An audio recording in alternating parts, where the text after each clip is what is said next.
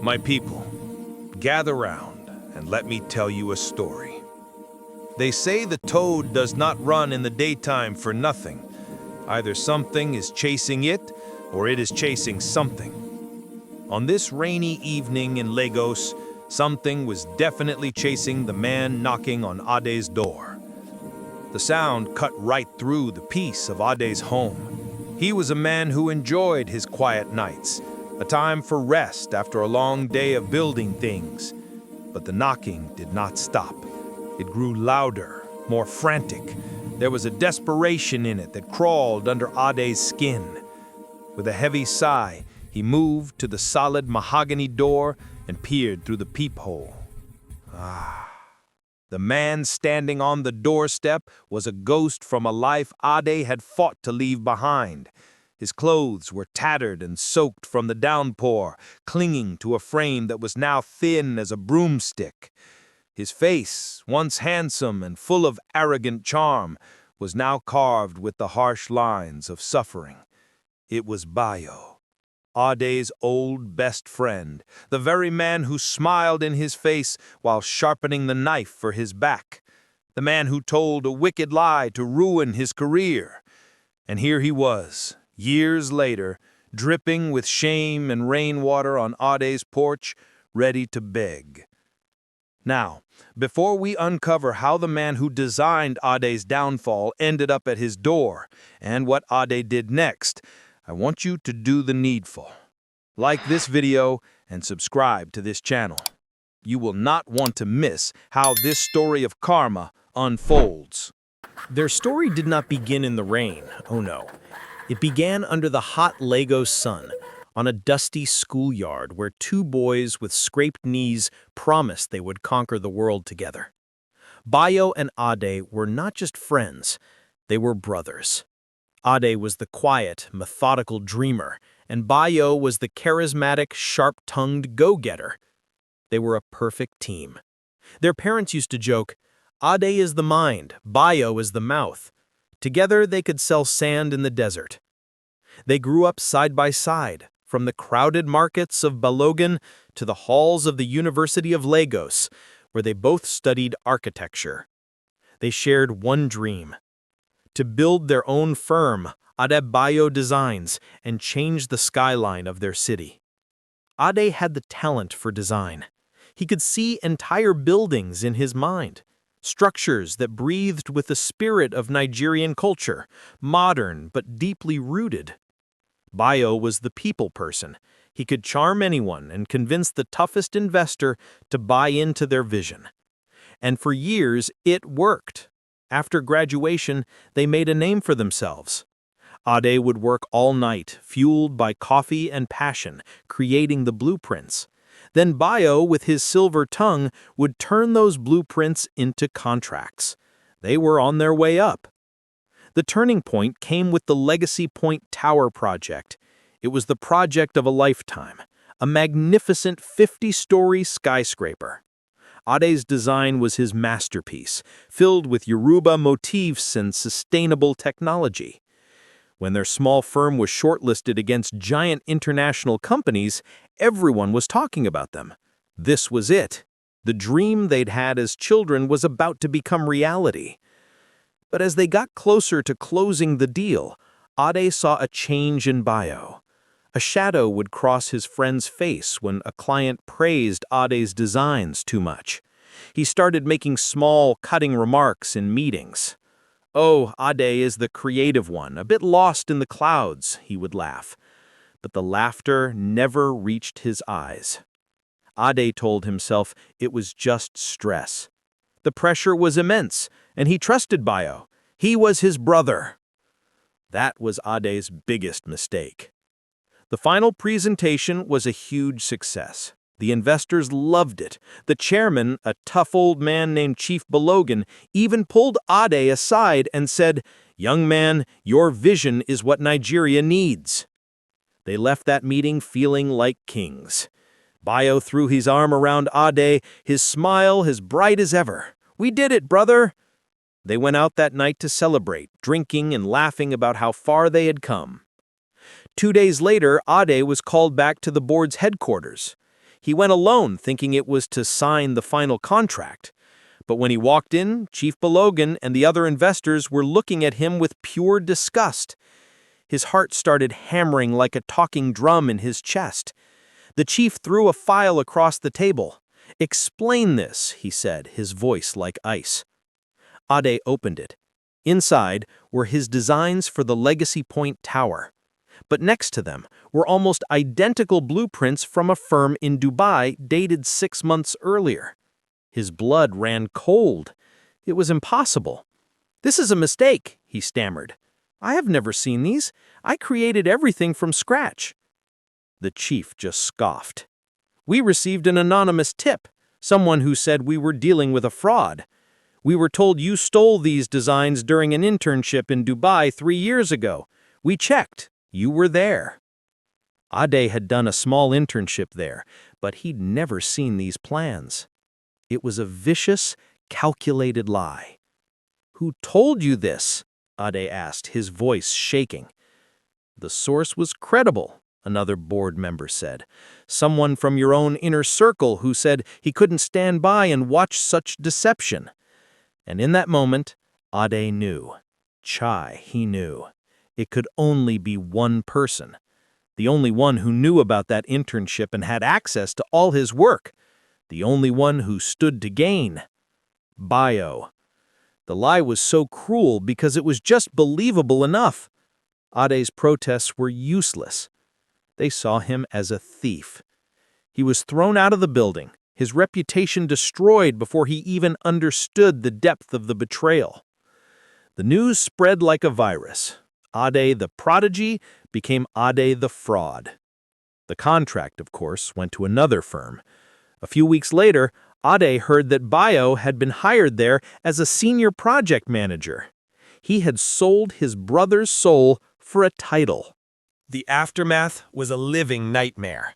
Ade's world collapsed around him. In Lagos, your reputation is everything, more valuable than money, and his was gone. Nobody returned his calls. Friends would cross the street to avoid him. Their firm, Ade Bayo Designs, crumbled to dust. He had to sell his apartment, his car, everything. He ended up in a tiny one-room place in Surulere, where the city noise just sounded like it was mocking him. For months, all he felt was a bitterness so sharp it could cut glass. He would lie awake picturing Bayo's smiling face at their celebration dinner, and a rage so deep would fill him he thought he would choke on it. He was at rock bottom. Then one afternoon, Ade remembered something his grandmother used to say. The same sun that melts the wax also hardens the clay. He had been melting for months.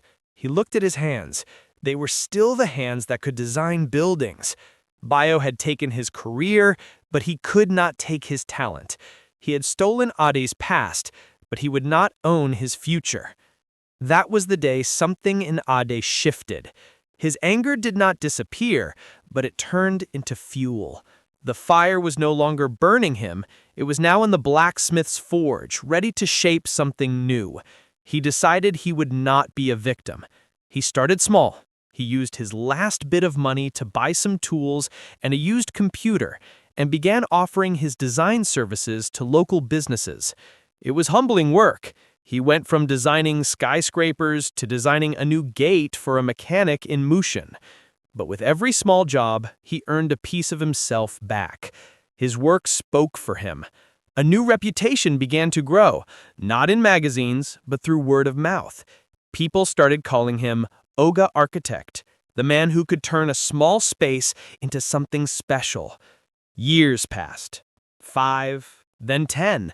Ade saw the desperate need for good, affordable housing in his city. So he started creating designs for low-cost, sustainable homes using local materials. This was not about ego. It was about community. It was about giving people dignity. He started a new company, Ile Ire, which means House of Goodness in Yoruba. He poured all the pain and all the resilience he had learned into it. The journey was slow, nothing like the rocket ship he'd been on with Bayo. This time, the foundation was built brick by brick. on integrity and hard work, not charm. Ade got grants, partnered with NGOs, and slowly, they started to make a real difference. They were not building towers that touched the sky. They were building homes that grounded families. And in doing that, Ade found a success that was deeper and more meaningful than anything he had ever chased. He found peace. He barely even thought about Bayo anymore. The memory was just a scar, not a wound that still bled. Over the years, word would get back to Ade about Bayo. He did well for a while, climbing the corporate ladder. He got the mansion in Banana Island, the luxury cars, and married into a wealthy family. He had it all. But you see, my people, a house built on a foundation of lies cannot stand for long. Bayo was all style and no substance. He cut corners and made promises he couldn't keep. His reputation as a smooth talker turned into a reputation for being a cheat. He mismanaged a huge project, and to cover his tracks, he tried to frame a junior colleague, the same wicked trick he played on Ade. But this time, it did not work. The company investigated, and his entire web of lies came crashing down. He was fired in disgrace. His fall was just as fast as Ade's had been. His wife left him, bad investments ate up the rest of his money, he lost the mansion, the cars, everything.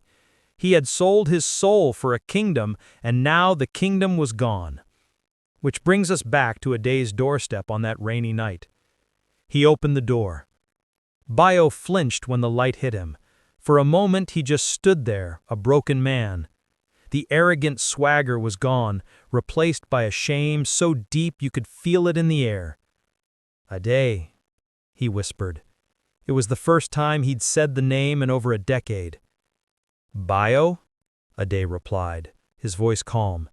He did not feel anger or satisfaction, just a deep, weary sadness. I know I have no right," Bayo stammered, his eyes fixed on the ground. "What I did to you, it was unforgivable. I was jealous, Ade. I was a coward.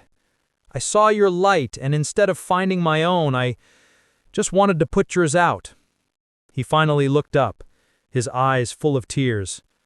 "I have nothing. I have lost everything. I have not eaten in 2 days. I saw on the news what you have been doing, building homes. Ade, please, for the sake of the boys we once were, can you help me? A loan, a job, anything." There it was. The man who had left Ade in the rubble was now begging at his door. In his darkest days, Ade had imagined this moment. He had imagined laughing in Bayo's face and slamming the door. But he was not that broken boy anymore. Ade looked at him, really looked at him, and felt a flash of pity. But justice is not the same as pity. "The boys we were are gone, Bayo," Ade said, his voice soft but firm. "You killed them when you told that lie. I did not build this life to get back at you. I built it because of you. The pain you caused forced me to find a strength I never knew I had. The path you put me on, the one meant to destroy me, led me to my true purpose." He stepped back. "I will not give you money, and I will not give you a job. My company, Ade, is built on integrity. You cannot be a part of that. The help you really need is not something I can give you." Bayo's face fell. "So, you will do nothing? You will just watch me starve?" "No," Ade said. "I am going to give you the same thing you gave me, a chance to start from nothing. You dug a hole for me, Bayo, and I learned how to climb out. Now you are in your own hole. The climb is hard and it is dark, but it is the only way back. You have to face the man you have become and decide to be better. That is a choice only you can make." And with that, Ade gently closed the door, shutting out the sound of the rain and the ghost of his past. There was no victory in his heart, just a quiet sense of an ending. The circle was now complete. Walking back into his warm, quiet house, Ade wasn't thinking about Bayo's ruin. He was thinking about the families sleeping safely in the homes he had built. He realized the greatest revenge is not to make your enemy suffer. It is to refuse to let their poison enter your soul. Bayo's betrayal was an act of weakness. Ade's survival was an act of strength.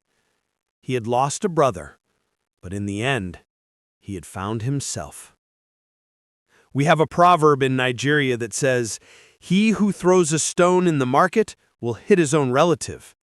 Bayo threw his stone all those years ago, and after a long, long journey, it finally came back and hit him. He had lied to destroy his friend's career, but karma, in its own time, made him beg at that same friend's door, not for forgiveness or for money, but for a glimpse of the man he could have been. Ade's door is now closed to him, but for the first time, Bayo's own path is brutally and honestly open. Whether he chooses to walk it is no longer Ade's problem. So, my people, what would you have done if you were Ade? Let me know your thoughts in the comments below. And if this story touched your spirit, don't forget to subscribe for more tales of karma and consequence. Thank you for watching.